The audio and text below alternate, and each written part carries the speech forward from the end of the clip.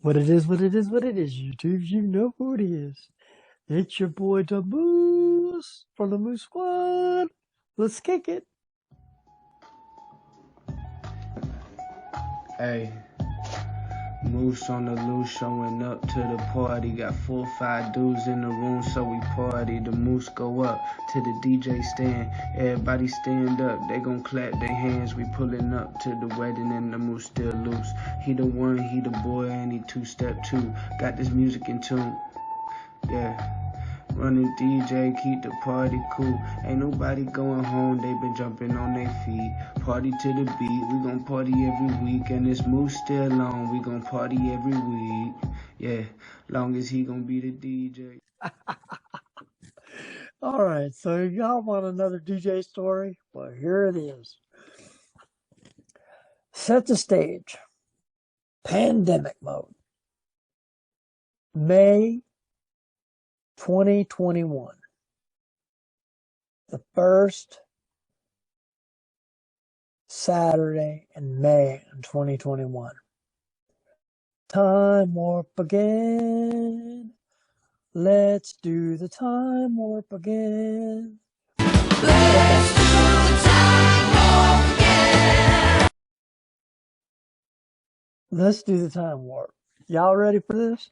Okay, so the date was the first day in May. It was the first Saturday.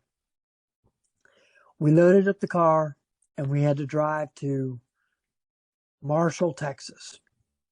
So we get in, we load up, and we're going to Marshall, Texas. And I Googled where to get the dry ice and everything else. And so I brought the big old machine and we're going to do it. I didn't clear with the venue. I didn't clear nothing. I just said, we're going to do this, right? So we go. Dry ice, I didn't have any. So then I said, I can have access to ice. And LeBron says, yeah, you can have access to ice. So I was like, okay, no problem. The venue had ice machines, so we were going to do that. So I plug in the smoker to get it charged up before the first dance. It needs at least 5 minutes. So I plug it in. Automatically, circuit breaker pops.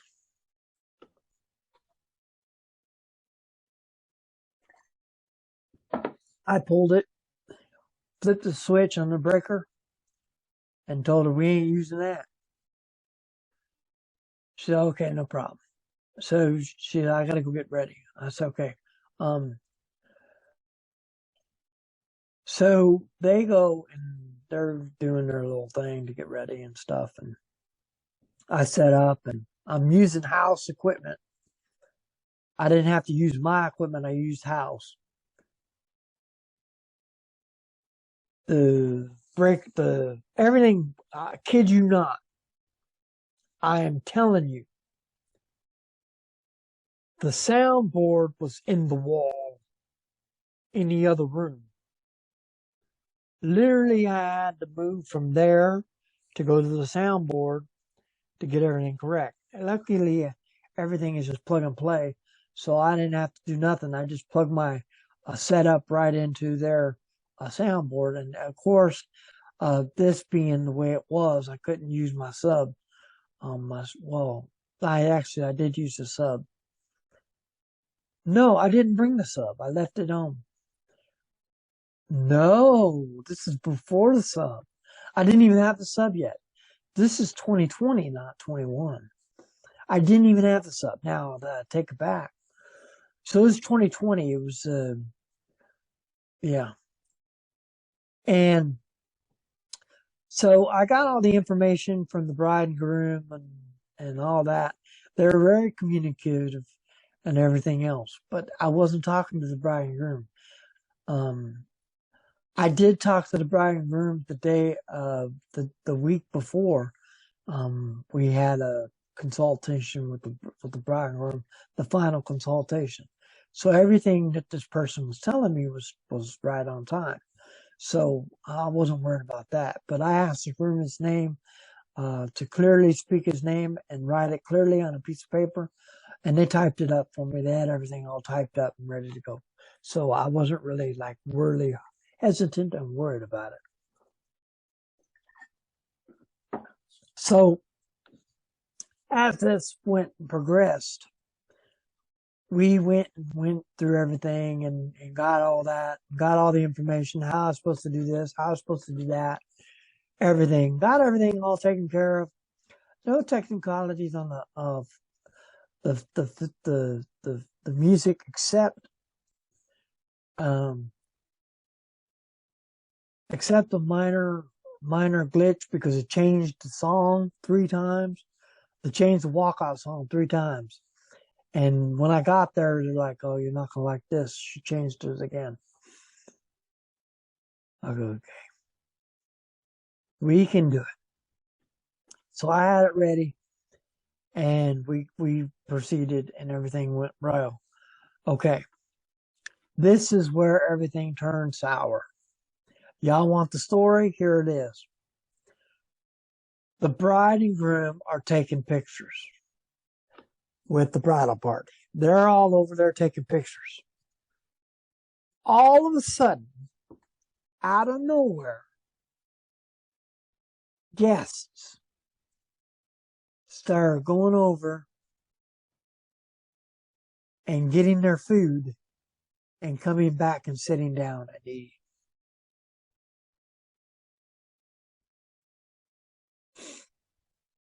I didn't know what to do, so I went to the contact person and I told them, which was the bride's father. I told the bride's father, I said, he's not the contact person, but I kept going to him. And I told him, I says, you need to get their attention. The guests are eating. And I know that's not protocol. So the bride hears it and she comes over to me and tells me, she stops taking pictures. She comes over to me and she goes, I need you to tell everybody not to eat until it's time. So I made the announcement. I said, attention, please refrain from getting food until the bridal party eats first. What does everybody do? What does everybody do? What does everybody do? Exactly the opposite. They thought I was telling them to go eat.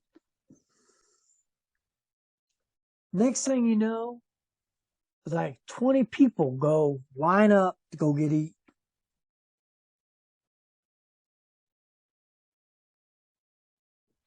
I kid you not. This happened. The bridal party hasn't sat down. The bride and groom hasn't sat down. So then I get a request to play some music. And I'm like, okay, I'll put the request in. I wrote it. She wrote it down on the request book. And I was like, you'll be the first one. When we get to open dance, I'll be able to play it. The bride's fuming. I don't highly blame her. They're sitting down to eat. They're sitting down and they're eating. Nobody is eating with them because they already ate. A lot of them have excused themselves from the wedding already. So what ends up happening? Out of all the people to break character, out of every single person, now she had the contact person, they were gone. The person that I contacted for the wedding and everything else, there was the maid of honor was gone. She left. She didn't stay for the wedding, the reception. She left halfway in the middle of after the pictures were done. She left after the pictures were done. There's no communication between me and the bride and groom except for me and the bride and groom. The bride was furious. And it's not on me. She wasn't mad at me. She comes over and she goes, "Can you just go ahead and start the dance set?"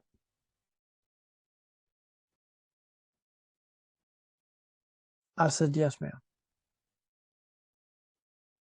Thank you." And then she goes, sits back down. Now, this is the bride now. This is her day. She's not supposed to get up and communicate with the DJ. The groom is not supposed to get up and communicate with the DJ. Well, guess who communicated with me the whole night after? The bride and groom. And I'm going to tell you what saved the day. The shoe game. The minute I played the shoe game with the bride and groom, it set the stage, because what I did was I did something that I don't know if anybody's ever played the shoe game, but if you ever do, the Knot has really good game questions for the shoe game. That's where I got my questions from, the Knot. So I started asking, okay, so this is how I did. I said, for the bride and the groom, I took the mothers, the mother of the groom and the mother of the bride. And what I did was I took the mother of the groom and said, "You're going to tally the bride's score." And then opposite for the groom was good. The groom did the bride's bride. So basically they swapped. And I said, "You're supposed to keep score of these. 50 questions. They go pretty quickly once you get into it. It takes a matter of, it's like 10 minutes to answer all the questions. And how this works is, now, the groom gets the bride's shoe and the bride gets the groom's shoe. You switch shoes. And usually what I do is when the groom gets the bride's shoe, the first thing I say is, if you don't want to faint, I want some other shoe." And the bride usually turns 3 shades of red and starts laughing. Usually the joke is in the pudding. It really like takes the cake. It makes everybody like relax. So then I started asking questions and stuff. And I went through all the questions. As soon as I was on the 19th question, I was not even finished. One of the questions was, "Do you prefer hip hop or do you like 90s hip hop?" I threw in a question. I always ask that question. Do you like hip hop? Do you like 90s hip hop? Because I'm trying to fill myself out for what I'm going to play. Do you like country? A couple of the questions I made up a couple of questions. Do you like country? Which one of you is best to like country? Which one of you is the best to hate hip hop? And usually it doesn't go that way. Usually they tell me the truth. So basically I use that question and answer period so I can get the feeling of the thing. So then, now this person that told me that there is going to be no hip hop, I get into the dance set, I'm playing Luke Combs. So they could two-step. They wanted a two-step. So I was playing two-step music. I kid you not. A 9-year-old was doing the requests. A 9-year-old.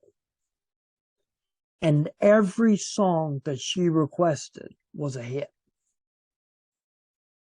She was requesting songs that I didn't even think of remembering. But she came up to me and said one thing. that turned the whole wedding over upside down and went crazy after. She said that she wanted to hear Outkast, yeah. Or I think it's Outkast. Don't know how. Hey ya, hey ya. That song is what she wanted. Hey ya. So I was like, okay. I'm confounded because the lady told me that they didn't want it. And it's like, you know what? What am I going to lose? A 9-year-old. And you know what? The funny thing about this 9-year-old, later on down the road, I found out something. It was the bride's daughter. She was doing all the requests. So when I played that Hey Ya song, I'm going to tell you something. The bride and groom weren't even in the room.